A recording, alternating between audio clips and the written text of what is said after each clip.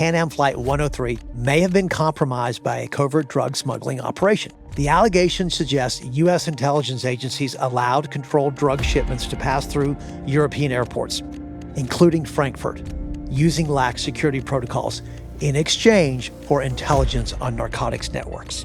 Such a channel, if it even existed, could have been exploited by terrorists to insert a bomb into unaccompanied luggage. The theory persists because it offers an answer to a haunting question. How did a bomb get on the plane at all? Welcome to Threat Level Red. I'm your host, Charles Denyer, and tonight, terror over Scotland, unmasking the Pan Am Flight 103 theories and conspiracies that have haunted investigators, divided families, and refused to stay silent long after the wreckage was cleared and the verdict was delivered.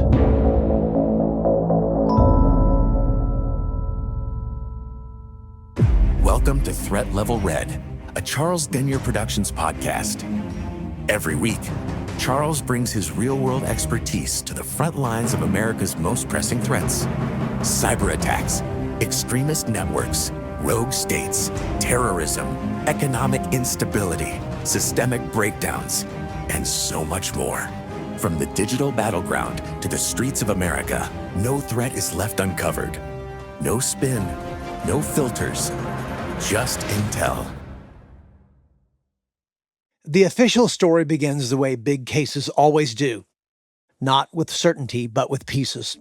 Twisted aluminum, scorched luggage tags, and a crime scene spread across southern Scotland like a shattered map. Investigators reconstructed what they believed was the bomb's delivery system, an improvised explosive device hidden inside a Toshiba radio cassette player, packed in a hard-shell Samsonite suitcase, then loaded into the forward cargo hold. Pause there for a moment, would you? A simple radio cassette player? An ordinary-looking suitcase? The point is simplicity. Terrorism for Pan Am Flight 103 did not arrive wearing a mask. It arrived disguised as ordinary, a terrifying reminder of how violence hides in plain sight, exploiting trust, routine, and human assumption. So from there, the prosecution built a chain that stretched across Europe. A suitcase allegedly introduced as unaccompanied baggage at an airport in Malta, routed through Frankfurt, then to Heathrow, then onto Pan Am 103. The story hinges on two kinds of evidence: objects and people. As for the objects, the clothing traced to a Maltese shop known as Mary's House, and the most notorious sliver of all, a printed circuit board fragment said to match an MST-13 timer manufactured by Swiss company Mabo, timers the court heard had been supplied to Libya. As for the people, a shoemaker's testimony identifying a purchaser later argued to be Libyan, and the narrative that Libya's intelligence apparatus had the motive, the history, and the reach. A trial was then held. A man was convicted for the murders and given a life sentence. Case closed, right? Well, if Libya did it, why have so many investigators, insiders, and families kept looking over their shoulder toward Iran?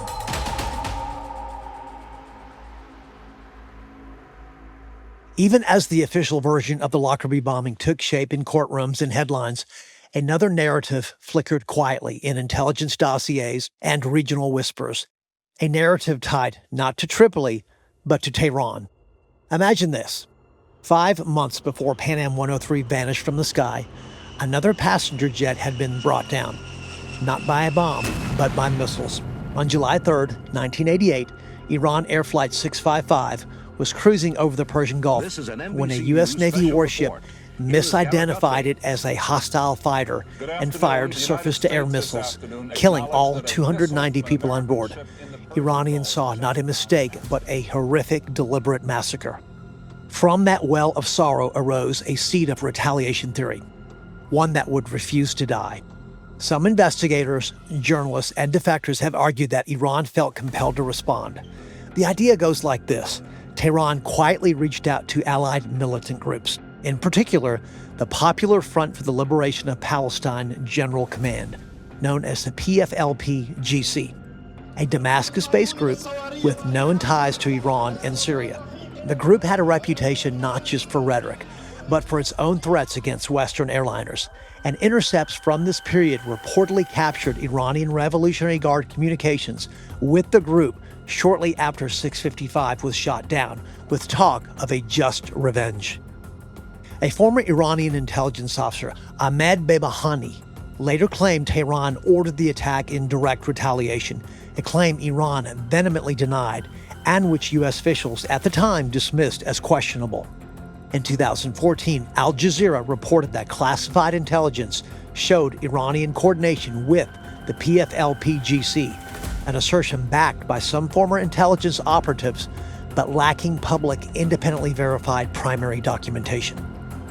So while there is no judicial or universally accepted official conclusion that Iran orchestrated or even financed the Lockerbie bombing, these claims remain part of contested alternative explanations and have not been legally proven.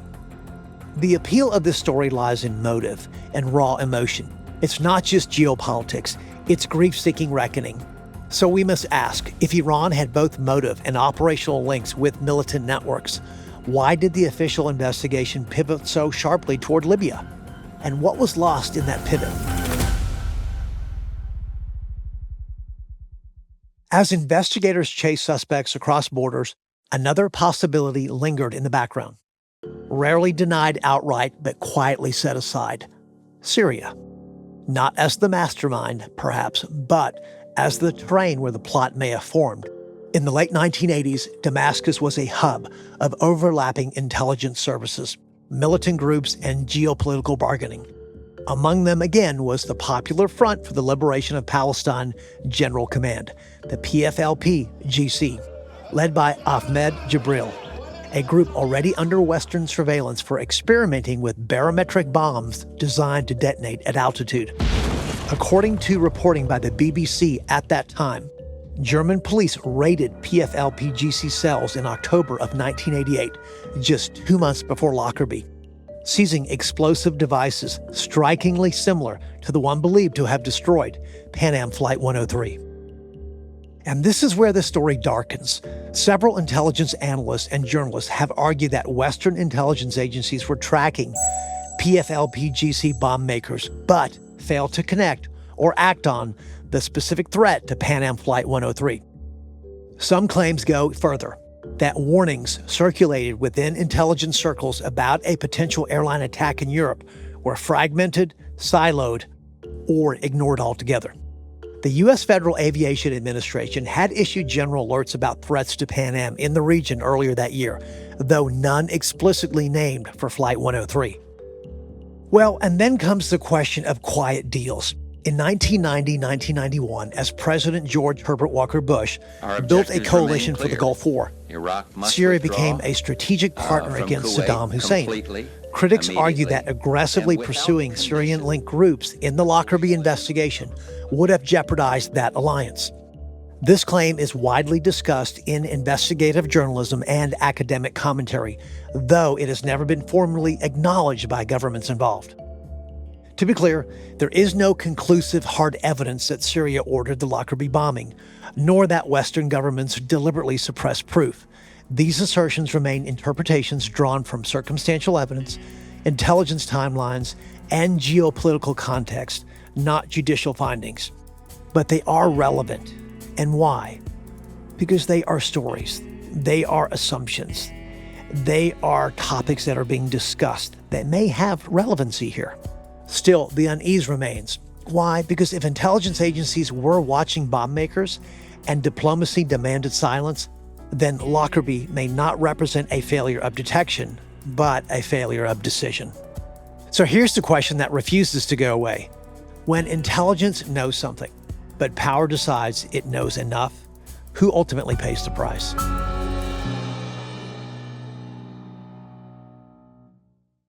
There is a point in every unresolved tragedy where the investigation leaves the courtroom and enters the shadows. Lockerbie crossed that line decades ago, beyond Libya, beyond Iran, beyond Syria. Here live the allegations no government has ever embraced, because doing so would mean interrogating not terrorists, but ourselves. One of the most controversial claims is that Pan Am Flight 103 may have been compromised by a covert drug smuggling operation. sometimes referred to as the CIA-DEA drug corridor theory.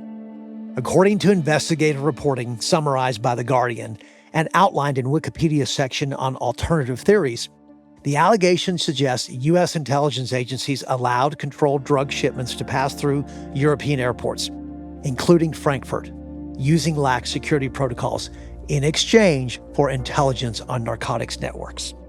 Critics argue that such a channel, if it even existed, could have been exploited by terrorists to insert a bomb into unaccompanied luggage. No proof has ever been produced in court. No official confirmation has ever been given, but the theory persists because it offers an answer to a haunting question. How did a bomb get on the plane at all? Then there are the airport security failures, less conspiratorial but more uncomfortable. Multiple post-Lockerbie reviews acknowledge that baggage reconciliation procedures in the late 1980s was absolutely horrendous, particularly for interline transfers at Frankfurt and Heathrow. The U.S. General Accounting Office and the FAA later cited systemic weaknesses in airline and airport screening that predated the attack and were only seriously addressed after Lockerbie forced reform. And then come the whistleblowers, former Pan Am employees, a handful of intelligence insiders, and investigative journalists have alleged warnings were missed, downgraded, or compartmentalized, that fragments of intelligence existed but never assembled into action. These claims have appeared in outlets like The Guardian, The Independent, and academic terrorism studies, but remain disputed and unproven at this time. So for the record, none of these allegations, drug corridors, deliberate security blind spots, or intelligence cover-ups have been validated by judicial findings. They remain contested theories grounded primarily in investigative reporting, testimony, assumptions, and reasoning. These explanations endure. Why? Because they don't rely on a single villain or grand conspiracy. They ask us to confront something far more disturbing: that ordinary systems operating as designed can produce extraordinary catastrophe when incentives misalign, warnings are diluted, and the risk is quietly normalized until the cost is measured in human lives. So here's a question that may be more disturbing than any conspiracy. What if Lockerbie wasn't just an act of terror, but an exposure of how much risk powerful institutions quietly accept until the bill comes due in human lives?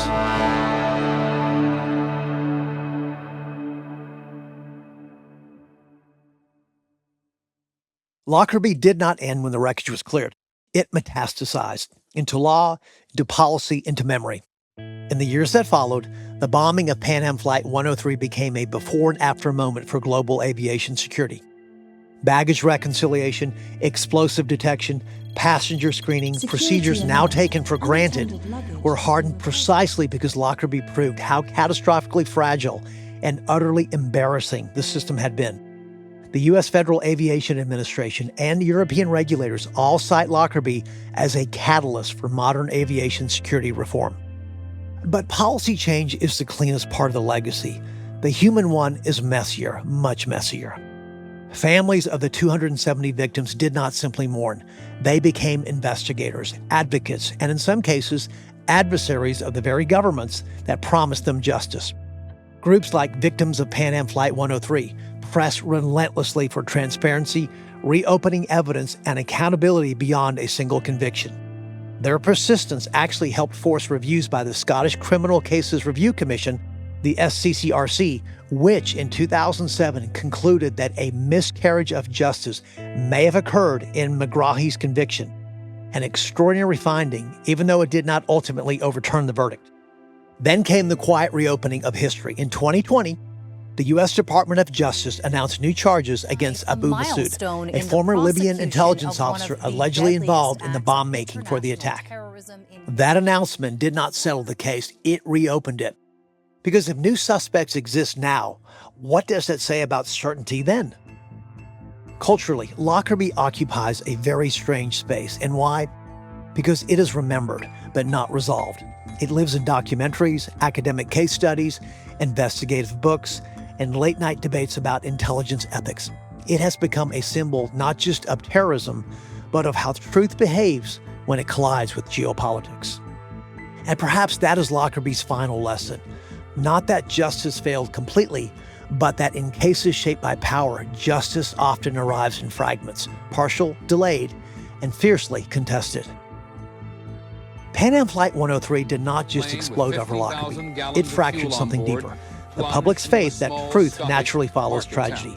Yes, a conviction was reached and responsibility was assigned. But the questions never stopped, and that's because the story never fully made sense.